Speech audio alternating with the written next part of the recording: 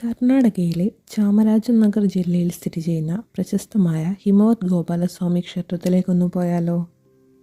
കാലിക്കറ്റ് ബത്തേരി വഴി വരുന്ന സമയത്ത് ഗുണ്ടൽപേട്ട ടൗൺ എത്താതെ നമുക്ക് കുറച്ചുകൂടി കൃഷിപ്പാടങ്ങളെല്ലാം കണ്ട് ഗ്രാമത്തിൻ്റെ ഭംഗി ആസ്വദിച്ച് പോകണമെങ്കിൽ ബത്തേരിയിൽ നിന്ന് കുറച്ച് കഴിയുമ്പോൾ നമ്മളെ ഫോറസ്റ്റ് കഴിയും. ഈ ഫോറസ്റ്റ് കഴിഞ്ഞിട്ട് പാടങ്ങളൊക്കെ തുടങ്ങുന്നതിന് അടുത്ത് തന്നെ കക്കൽത്തൊണ്ടി എന്ന് പറഞ്ഞ സ്ഥലത്തിലൂടെ നമുക്ക് ഗോപാലസ്വാമി പേട്ടയിലെത്താം.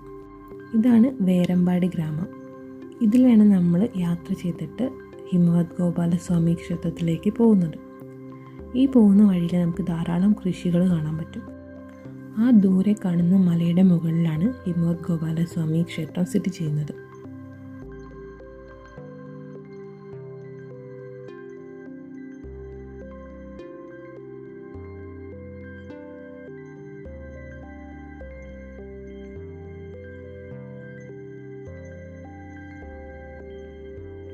എട്ടരയാവുന്ന സമയത്ത് ഞങ്ങൾ ഇവിടെ എത്തി. വലിയ തിരക്കോ കാര്യങ്ങളോ ഇല്ല.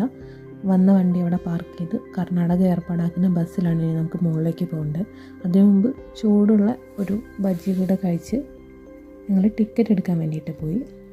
ടിക്കറ്റ് എന്ന് പറയുന്നത് ഒരാൾക്ക് 70 രൂപയാണ്. അപ്പോൾ ഞങ്ങൾ 3 പേർക്കും കൂടി 210 രൂപയുടെ ടിക്കറ്റ് എടുത്ത് ആ കാണുന്ന വഴിയിൽ നടന്ന് ആ ബസ്സിൽ കയറി. ആദ്യം കയറുന്ന സമയത്ത് വലിയ തിരക്കൊന്നും ഉണ്ടായിരുന്നില്ല. പക്ഷേ കുറച്ച് കഴിഞ്ഞപ്പോഴത്തേക്ക് ബസ് ഫുള്ളായപ്പോൾ ബസ് എടുത്തു.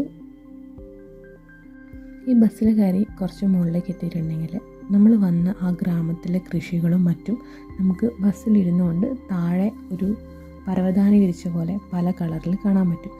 ഈ സമയത്ത് അവിടെ കേരളത്തിൽ ഓണത്തിൻ്റെ സീസൺ ആയതുകൊണ്ട് പൂക്കൃഷിയായിരിക്കും കൂടുതലും.